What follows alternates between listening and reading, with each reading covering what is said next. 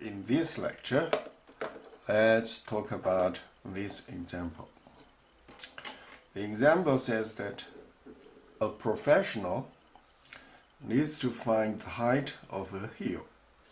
So this is the height, and this is the hill. At point B of the foot of the hill, at this place, the angle of the elevation is 57.7 degrees.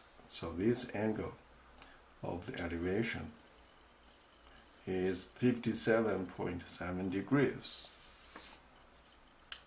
The professional then walks back with 382 feet to point A. You see, from point B to point A.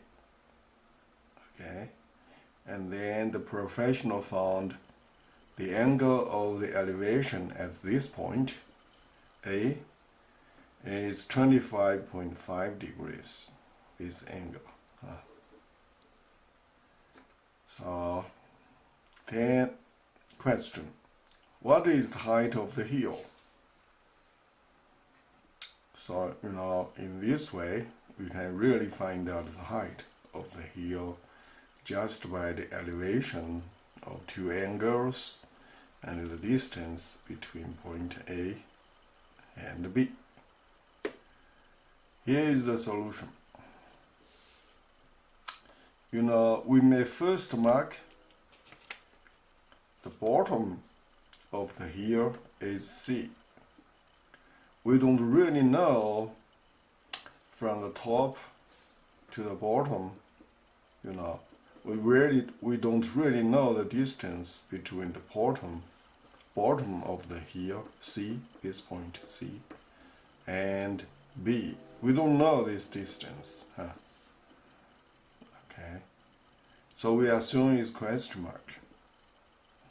You may say, why you put question mark there? You may put a variable here, but question mark is a variable.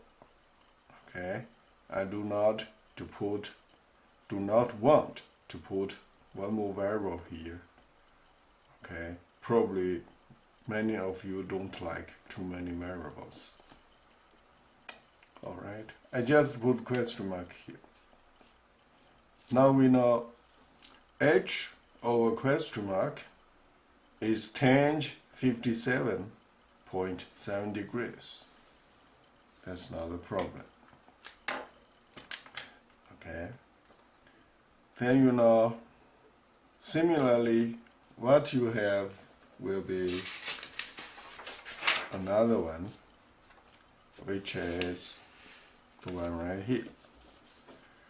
H over 382 plus question mark, this one, height over 382 plus question mark is tan 25.5 degrees. Okay, so it's opposite side over adjacent side. Alright, now we are clear that there is a 1 below it. There is a 1 below it. Then it takes some math for you to find out this thing, is that you can basically exchange the diagonal between question mark and tan 57.7 degrees. You can do that. And downstairs here, is 1. Since it's 1, we don't have to write it. Okay, you just exchange question mark and tan 57.7 degrees. It takes 2 more steps to actually get this one. But you can enjoy yourself. I don't want to spend too much time on that. Now, similarly, you do the same thing. You can exchange this diagonal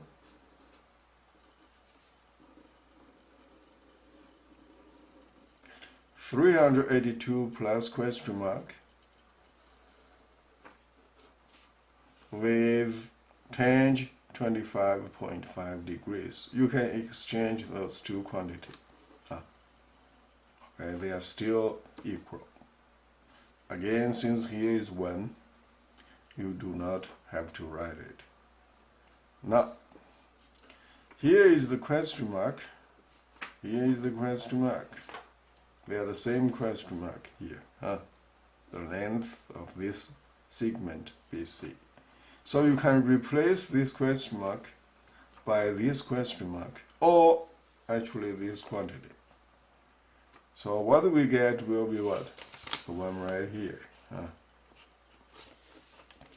one right here. Is that you see the left hand side is still the same. H over tangent 25.5. That's left hand side. Right hand side is 382 plus question mark. But the question mark is replaced by this quantity. Okay, so we got that. Then both sides, subtract by the same quantity, this one, minus h over tangent 57.7 minus h over tangent 57.7. So you can cancel this quantity, those two quantities. And then basically the left hand side will be h over tangent 25.5 degrees minus h over tangent 57.7 degrees. That's on the left hand side. The right hand side, those two terms are cancelled. So things left over is the one right here. Okay, so basically what you get will be things like this.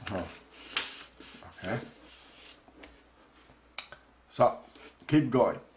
Now h on numerator is actually h times 1. H on numerator is actually h times 1. So there is a common h here. That's what we need to find out.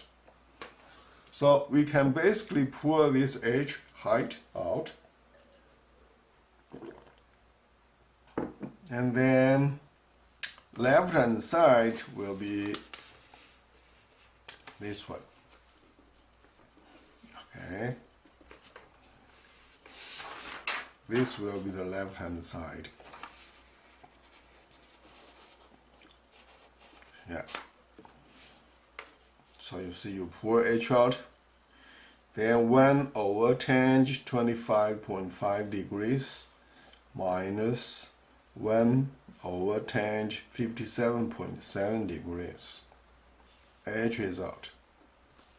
Right hand side is still 382. So you see, that's right hand side.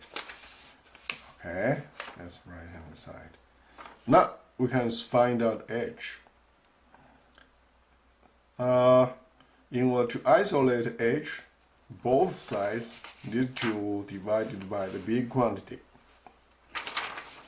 That's this big quantity, You see, 1 over tangent 25.5 degrees and 1 over tangent 57.7 degrees.